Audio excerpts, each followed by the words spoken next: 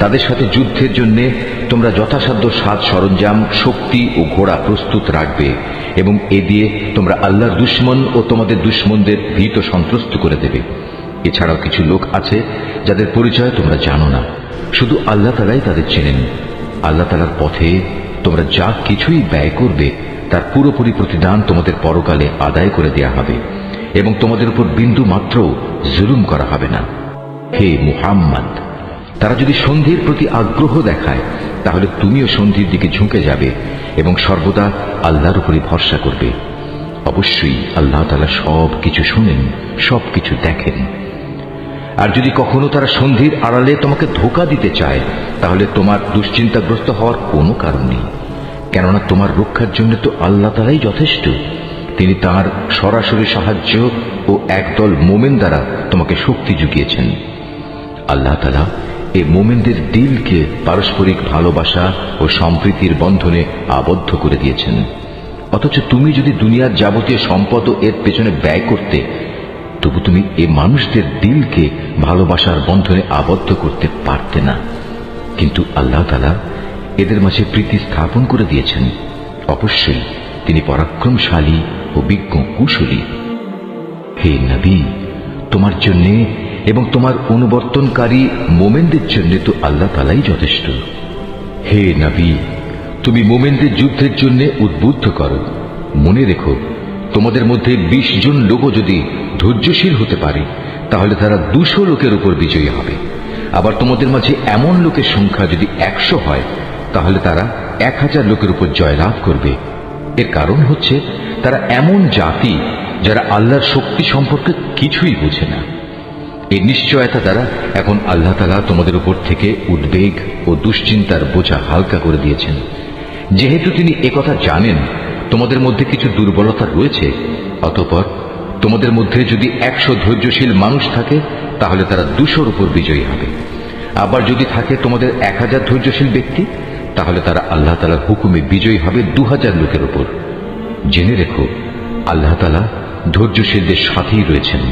কোন নবীর পক্ষেই এটা শোভা পায় না যে তার কাছে বন্দীদের আটক রাখবে যতক্ষণ পর্যন্ত সে জমিনে রক্তপাত ঘটাবে এবং আল্লাহর শত্রুদের নিপাত না করে দেবে। আসলে তোমরা তো দুনিয়ার সামান্য স্বার্থটুকুই চাও, আর আল্লাহ তাআলা চান তোমাদের আখিরাতের কল্যাণ দান করতে।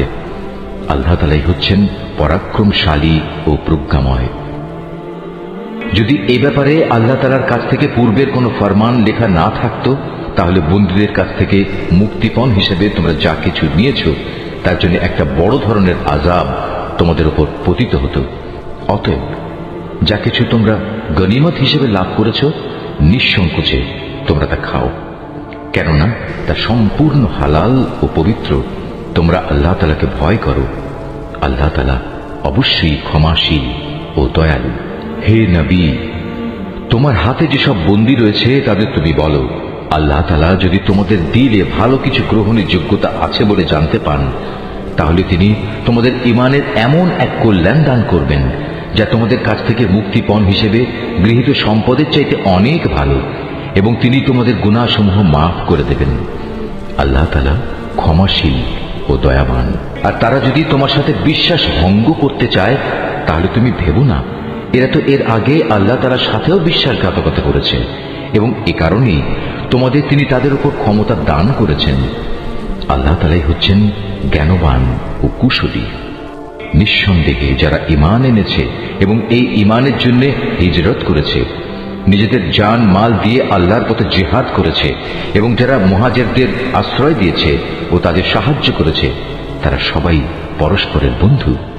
অপরদিকে যারা ঈমান এনেছে অথচ হিজরত করেনি, ততক্ষণ পর্যন্ত তাদের অভিভাবকত্বের দায়িত্ব তোমাদের উপর নেই। তবে কখনো যদি তারা একান্ত দ্বীনের খাতিরে তোমাদের কাছে কোনো সাহায্য চায় তাহলে তাদের সাহায্য করা তোমাদের কর্তব্য। তবে তা যেন এমন কোন সম্প্রদায়ের বিরুদ্ধে না হয় যাদের সাথে তোমাদের কোন রকম চুক্তি রয়েছে। বস্তুত তোমরা যা কিছু করো আল্লাহ তাআলা সব কিছুই দেখেন। যারা কুফরি করেছে তারা একে অপরের বন্ধু। তোমরা যদি একে অপরকে সাহায্য করার সে কাজটি না করো তাহলে আল্লাহর এই জমিনে ফিতনা ফাসাদ ও বড় ধরনের বিপর্যয় সৃষ্টি হবে। যারা ঈমান এনেছে, এই ঈমানের জন্য হিজরত করেছে, নিজেদের জান মাল দিয়ে আল্লাহর পথে জিহাদ করেছে, এবং যারা এই হিজরতকারীদের থাকার জায়গা দিয়েছে এবং তাদের সাহায্য করেছে, মূলত এরা সবাই হচ্ছে সত্যিকারের মুমিন। এদের জন্য আল্লাহ তাআলার পক্ষ থেকে ক্ষমা ও উত্তম জীবিকার ব্যবস্থা রয়েছে। আর যারা পরে ঈমান এনেছে, হিজরত করেছে এবং তোমাদের সাথে জিহাদ করেছে, তারাও তোমাদেরই অন্তর্ভুক্ত। যারা আত্মীয়তার বন্ধনে একে অপরের সাথে আবদ্ধ, আল্লাহর কিতাব অনুযায়ী তারাও একে অন্যের উত্তরাধিকারের বেশি হকদার। নিশ্চয়ই আল্লাহ তাআলা সব ব্যাপার জানেন।